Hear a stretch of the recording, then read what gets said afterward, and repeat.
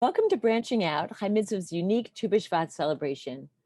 Chai Mitzvah's mission is to strengthen Jewish community through small group engagement. For those of you familiar with Chai Mitzvah, you know that involves relevant, meaningful, text-based conversations and individual commitment to social action and spirituality. Look for details on how to form or join a Chai Mitzvah group in the follow-up email I'll send out. For those of you who are less familiar, this afternoon you're going to have a taste of what we do. This interactive community event is inspired by our new program, Grandparents and Beyond, which is full of activities and discussions designed for people of different generations to do together. We'll look at some of the texts about people and the environment, and then have conversations and activities based on what we've read. There will be breakout rooms with adults and breakout rooms with kids and adults. It's up to each of you to choose what you do, activities or discussions. The goal is to celebrate Tu B'Shvat in a memorable way. We're happy you're here. Please sign into the chat box. And then some Zoom etiquette, reminders, please mute yourself when you're not speaking and feel free to unmute whenever you'd like to speak. Okay, Reb Deb, let's begin. Okay, welcome everybody. And we are going to do a fabulous program on Tu B'Shvat today. Long before there was Earth Day, there was a Jewish holiday of Tu B'Shvat. And Tu B'Shvat means the 15th of the month of Shvat. So that's how it gets its name. And it is called the birthday of the trees, or in other terminology, the New Year of the trees. In Judaism, we have 4 New Years that come up every year. As if one is not sufficient, we have 4 of them, and this is one of them, the New Year of the trees.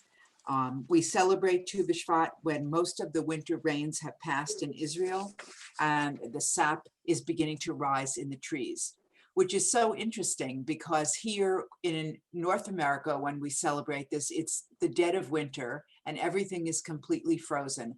And so it's a time when we celebrate the rebirth of nature and the beauty of everything that God has created.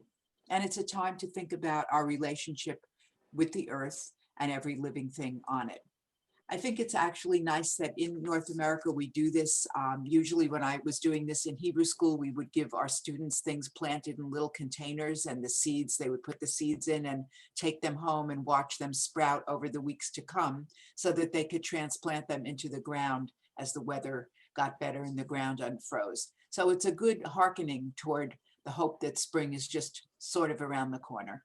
Something to keep in mind, particularly if you're on the East Coast today. When COVID first hit last year, people began sheltering at home all over the world. The environment showed signs of healing quickly. It was really fascinating to see on the news what was going on. For example, Mount Fuji, which used to be obscured by polluted air, was once more visible, and swans were seen swimming in the previously polluted canals of Venice.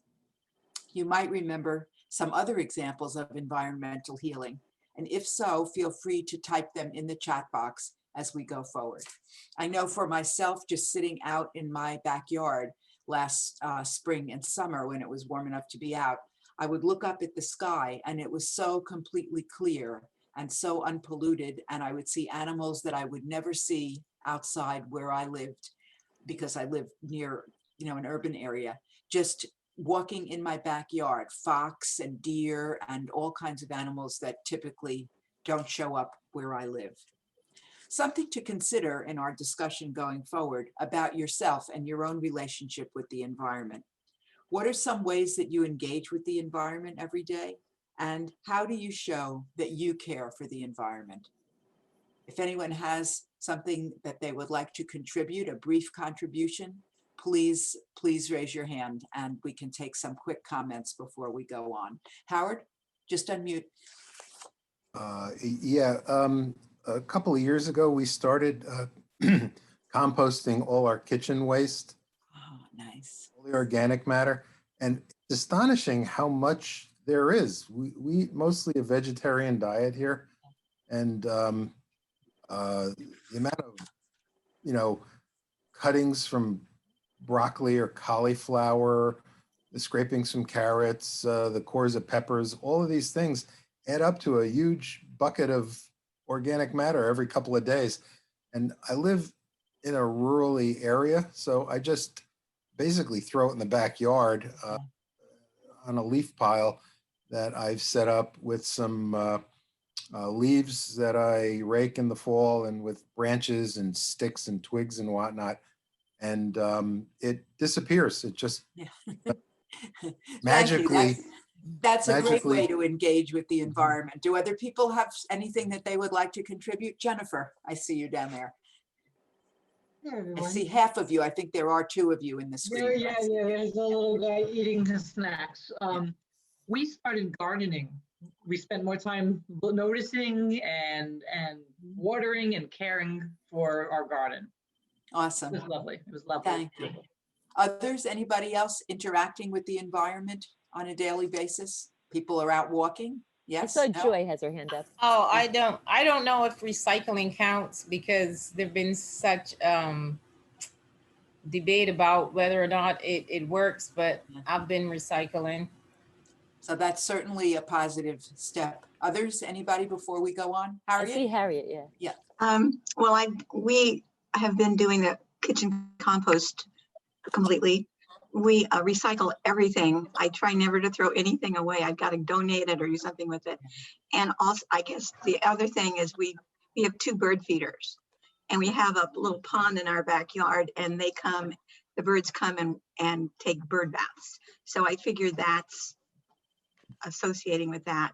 And we also go for walks. Yeah. But Because mainly, I was thinking for those, Norma, you're going to be next. For those that think you're not interacting with the environment, if you're out taking a walk, it's a very simple way to interact. Norma, please share. I live in the woods in the Poconos, and I don't have to compost because it's natural for me. But we do have the deer that come for breakfast at 6:45 every morning and eat our shrubs. And then at 7:15 in the evening for dinner. And I've learned something from my grandmother, rest her soul, many years ago. When I wanted to put out food, and neighbors of ours are still doing it. And she said, if you're in a wild environment, don't feed the animals. They become dependent on you. And then when you're not around, they don't know how to forage on their own. And I've seen it happen. I had a neighbor who always put out apples and a salt lick and the whole thing. And then she moved away. And those poor deer wandering around looking for the food. Yeah. So, everything is relative to where you are.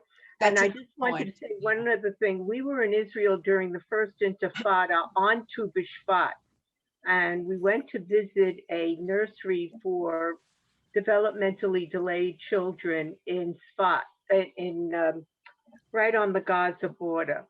And they made those little cups and planted little seeds for us, but they found out my birthday that year was on Tu B'Shvat.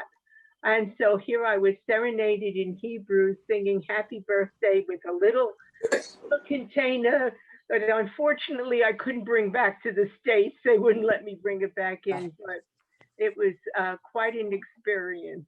That's the best. Thank you for sharing that. And we're going to continue our discussion in a moment, going into some small groups, into breakout groups.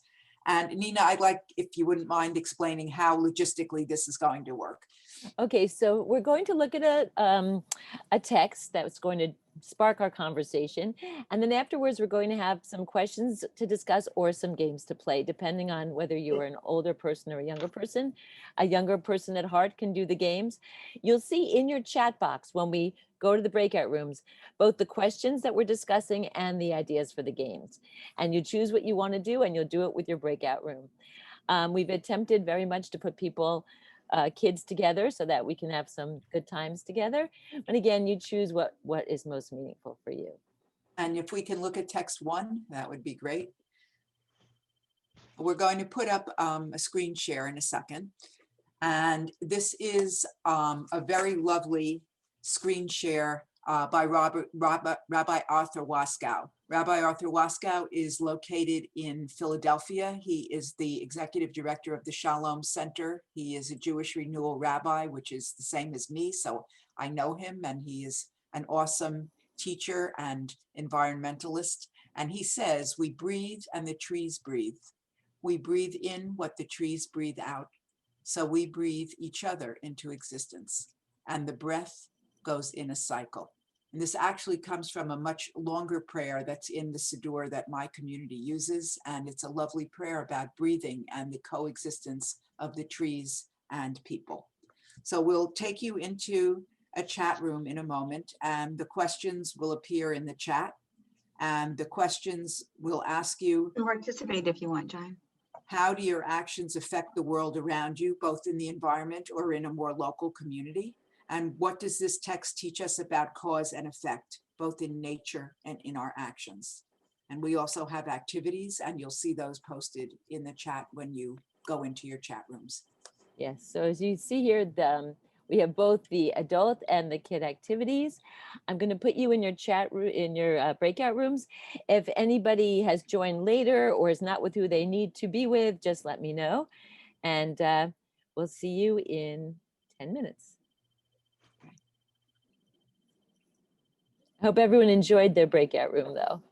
Maybe you met some new people and Yep. connected with some new people, which is really nice. It was nice. Such a nice thing to do. Yeah. So we're going to move on to our next text.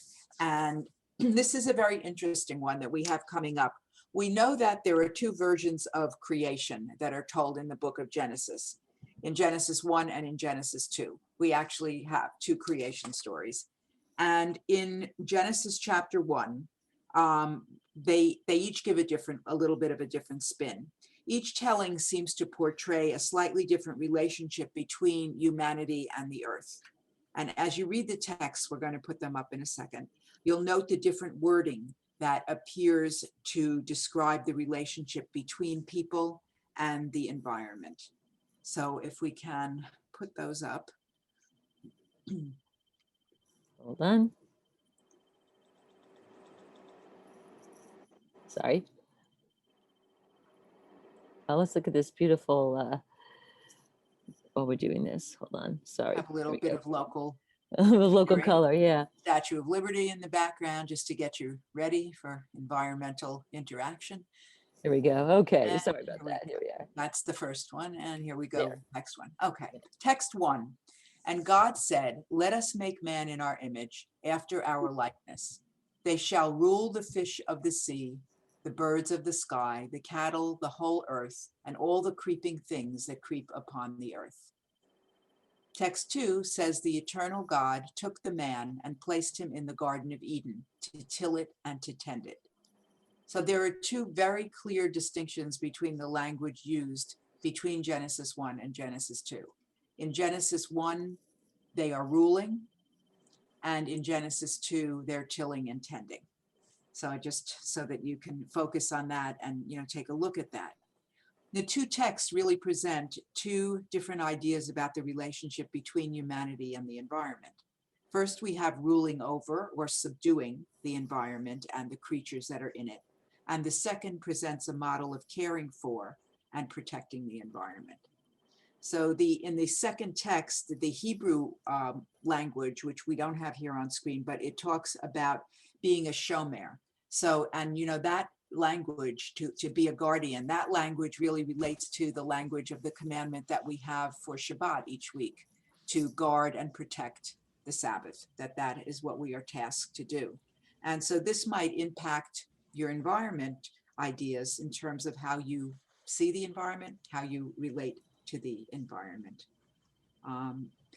Another thing to consider is the word for earth, because we were placed on the earth to either subdue its creatures or to till it and to tend it. And we have the word Adamah. And there is a connection between Adam, the first man, Adam, Adamah, earth, which designates the ground. And if you think about that, God breathed God's breath into Adam, into Adam, and gave him life, gave him, the ability to live. So Rambam believed the word Adam, man, to be derived from the word Adamah, which reminds us of the way humankind was created from the earth. In Genesis 2, we have, if we were looking at the Hebrew, min ha'adamah, from the ground, or from the earth. And that describes not only the origins of mankind, but also the origins of trees. Where do trees come from? They come from the earth, from the ground. So we share that commonality, humanity and the trees. And this makes us think about what kind of message perhaps that the text might be trying to convey to us, whether trees and humans come from the same origins. We know that we are made in the image of God, and that we are B'Tselem Elohim, and the work we do in the world, out in the world, needs to be done with the image of God in mind. So before we go to further discussion, I wanted to turn it over to Nina to share a story with us. Yeah, there's something I always used to tell the students I worked with when I worked for JNF, and Tu B'Shvat, is JNF's big day. And that's about redwood trees. And I especially want the kids that are here to think about this. Okay, so is anybody here 4 feet tall? Maya, how tall are you? Where is Maya? Well, I'll tell you anyway, the tallest tree in the world is the redwood tree. And we all know the redwood tree is very, very, very tall. But the roots of a redwood tree are no more than 4 feet long. And I would always ask the kids, and I'm asking you guys, how do you think such little short roots hold up such a huge, big tree? I will tell you the answer. The trees don't have the roots go down straight. They have them interlock. So every redwood tree holds up the redwood tree next to it. And that's something that we hope would be a commonality between trees and people, and something we should strive for also. And since our questions now are going to be about our relationship to the earth, we can think about our commonality with other things that are on the earth, other creatures, and see where we fit into that. There's Think also about, as you were talking, I was just thinking, and you were inspiring me from the story you were telling about the roots connecting with one another and holding the other up, because really that is a perfect example of how we're all engaged in the web of life and how we all are interconnected, whether humans to the environment, to animals, to plants and wildlife. We really all are part of that web of life that keeps the planet going. And before we go to breakout rooms, if anyone has something they'd like to contribute, we have a minute. Becca.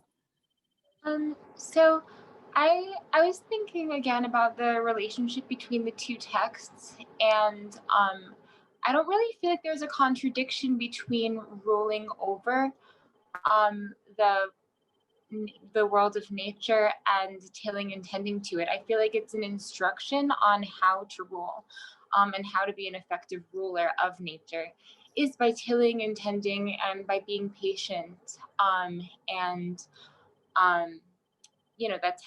that's how we created lemons, by doing these things over time and having patterns. And that's how we are able to act in God's image, by tilling and tending and being, patient gardeners. So I like that because it really connects the two Genesis texts together, and it puts over them the container of that we are all made in the image of God. B'Tselem Elohim, if you follow that charge, and that is why we're put here to be on the earth in God's image. How do we do that? We do that if we need to subdue and work in that manner. We do that with care. And so that was beautiful. I love the way you just did a drash on that. Thank you. Way to go. Okay, carry that with you to your breakout rooms. Can I share a fun fact Yes. about the world? Mushroom DNA is more similar to humans than to other plants. That's the fun fact about how we're connected. Thank you. Okay. I found it. Send you to your breakout rooms, and I hope that will inspire you. Thank you. We're going to move forward for a large group discussion in a minute, which will be nice because we're all on screen and we can all share some thoughts about the next topic, which is Bal Tashchit, do not destroy. And we know that Jewish law prohibits wasteful consumption and needless destruction. And this is referred to as Bal Tashchit, do not destroy. When people waste resources, they violate the law of Bal Tashchit. And these laws are the foundation of preventing human actions that are harmful to the environment. And we're going to look at some text in a minute. And if you think about all kinds of texts and principles of Baal Tashkit, I'm just thinking of all the things I've learned about throughout my own lifetime and my own studies. In the olden times, people would sleep on the roof at night. They would have these flat roofs in the olden days, and so they had to build a fence around their roof so that no one would fall off and get killed or injured. And things such as, damming up a river, which really is not environmentally sound, all kinds of things like that we have in our principles. And one of them we're going to look at in a moment is about trees and taking care of trees. So there are laws of engagement when people go to war, when armies go to war. And back in the day, these are some of the rules of engagement for in the Jewish text. So we're ready for our next text. Could you please mute people who aren't speaking? Yes, Yeah, Nina, could you? Yeah, thank you. oh, I can't mute them because I'll mute you by accident. So everyone please mute yourselves if you are not speaking. Thanks. The Okay. microphones are very sensitive. They pick up any background noise, even if it's not right next to you. Thank you very much. So text 1 says, when in your war against a city, you have to besiege it a long time in order to capture it. You may not destroy its fruit-bearing trees by swinging an axe against them. You may eat of them, but you must not cut them down. We have a second text, not only one who cuts down a fruit tree, but anyone who destroys household goods, tears clothing, demolishes a building, stops up a spring, or ruins food deliberately, violates the prohibition, Baal Tashchit, you must not destroy. Okay. So we have a discussion question. Taking the ancient laws of the rules of engagement and bringing them forward to our times today, what does this mean for our lives today? The laws about not destroying a fruit tree, about entering another area, about tearing clothing. In ancient times, we would, if we were, God forbid, mourning the loss of a close relative, the garment torn would be the actual jacket or outer garment that the person was wearing. And after a while, it was realized that some people only owned one coat, and to tear it or to cut it was to destroy something and render it less useful and less attractive. And so that's how we ended up with the Kriya ribbons that we use today when we cut them or tear them if we lose a loved one. So all kinds of things like that.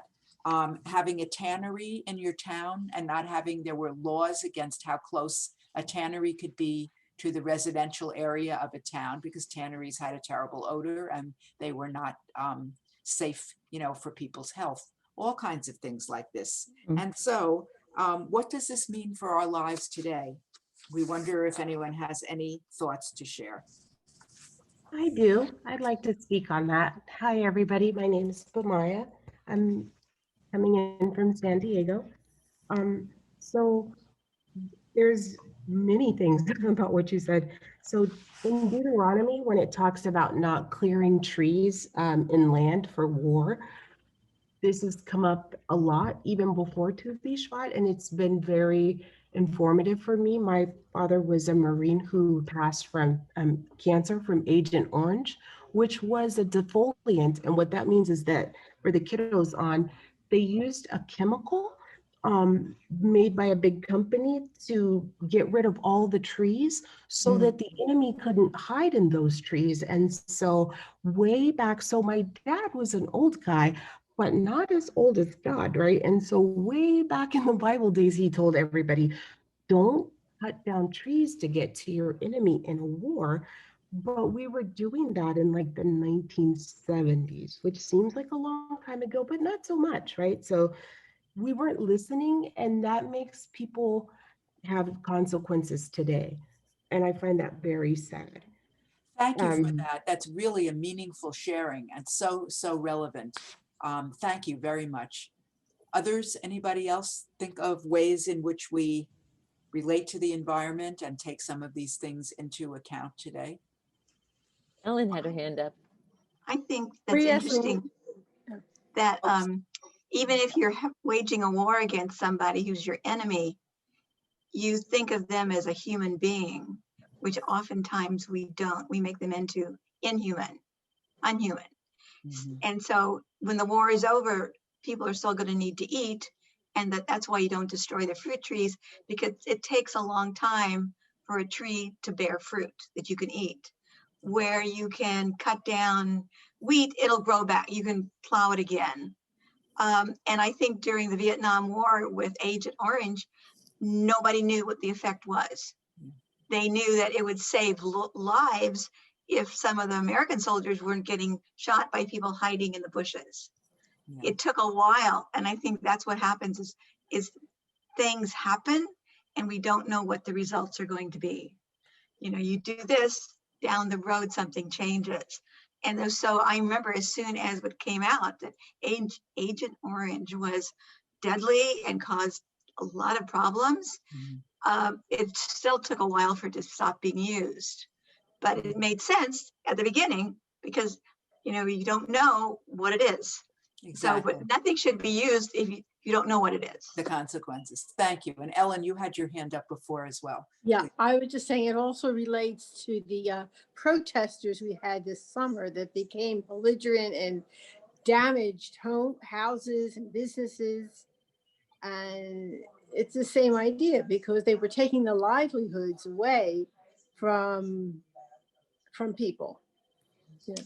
You know, as you said that, I thought to myself how long it takes to build up and how quickly it is to break down something. Right. And it just, you know, makes me sad as I say it because I realize how true it is in so many different aspects. When you were talking about the trees, Harriet, and that they don't just sort of develop overnight. You know, it takes them time to grow just the way we grow and mature and, you know, change and, you know, develop. It's the same thing. And yet how quickly we can destroy something in the environment as well.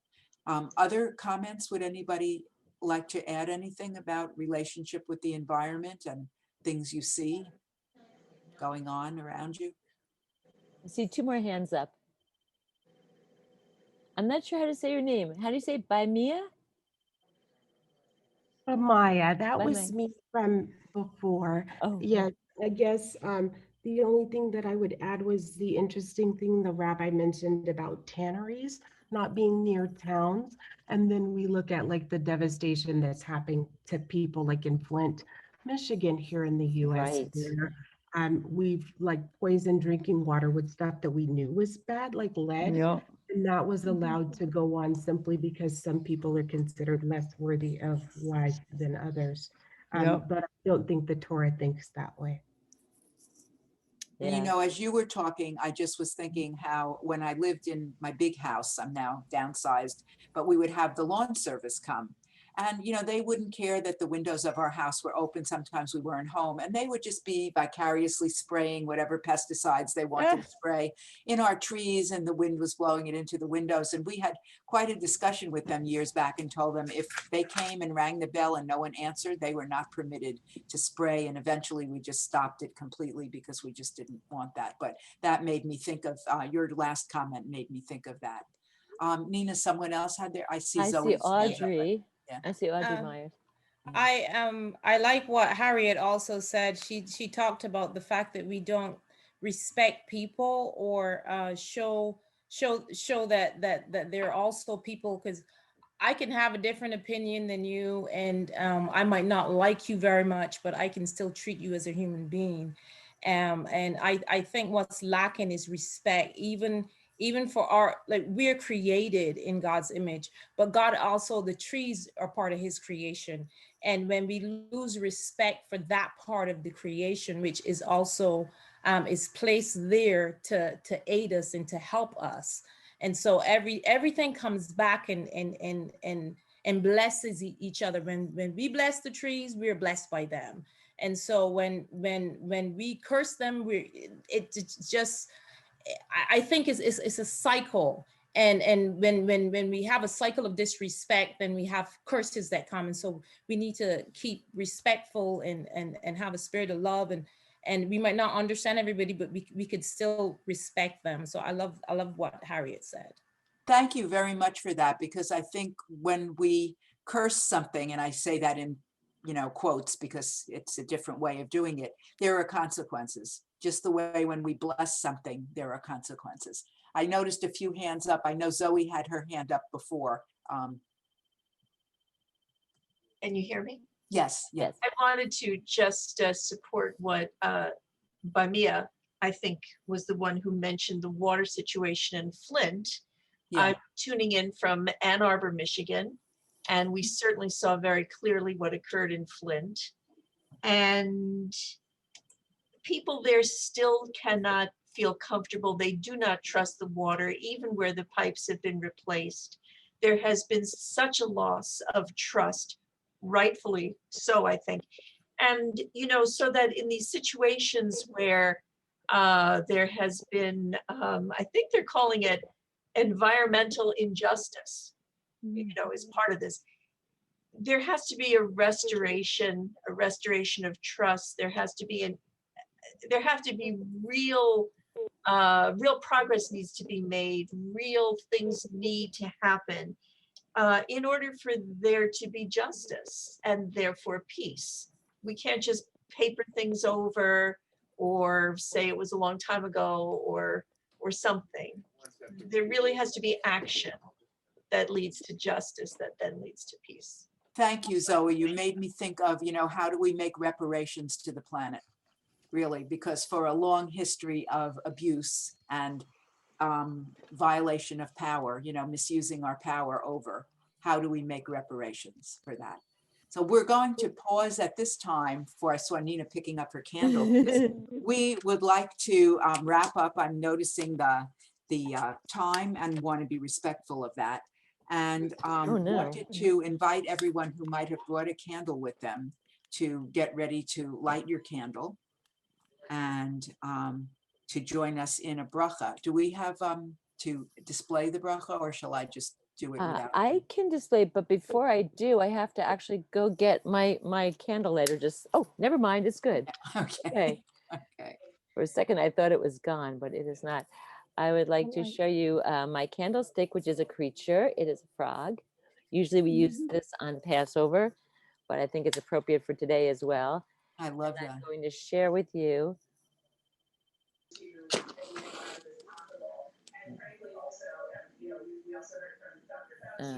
Are you guys able to see this or no? Can you see the blessing on the screen? Yes. Okay. Okay, good. Excellent. Okay, so why don't we recite the blessing together if you see it? Okay. But before we do, don't forget, hold the palms of your hands high above the candle where you don't feel any heat. Slowly move your hands closer to the flame. Notice that the closer you come to the flame, the warmer it feels. If you come too close, you'll get burned. Yes, be careful that you don't get burned. And we recite together. Nevarech et makor hachayim sheborei me'orei ha'esh. Bless the source of life who creates the lights of the fire. We have a text together that we can share and read together. It says read aloud together at the bottom. Whoops, we just lost. I'm sorry. Hold on. Okay. Can you put us back? I sure can. Okay. Okay. Hold on. This is actually the better one.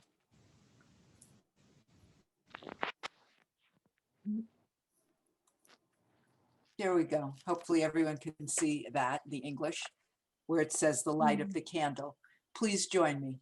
The light of the candle reminds us that each of us has the power to light different kinds of fires, either helpful or harmful.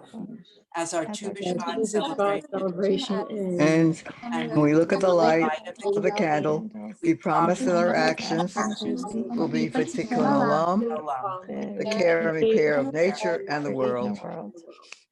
So we're reminded that our actions should be for Tikkun Olam, that we're put here to work as God's partner to repair the brokenness in the world, in the environment, among other people and their relationships to each other, and between our relationship of humanity and the environment.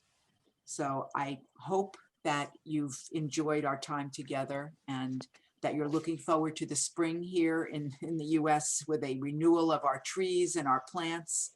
And may our coming spring bring a renewal of life, a renewal of health to our planet and to each of us, to our relationships between each other and among each other in the world. And we say together, Amen. Amen. Amen. Amen. Amen. Thank you for joining us tonight, and I wish everyone a joyous Tu B'Shvat. It is truly a holiday to celebrate. Thank you for joining us. Thank you, Thank Rivka. you. Thank you, Rebecca. Bye, everybody. Bye.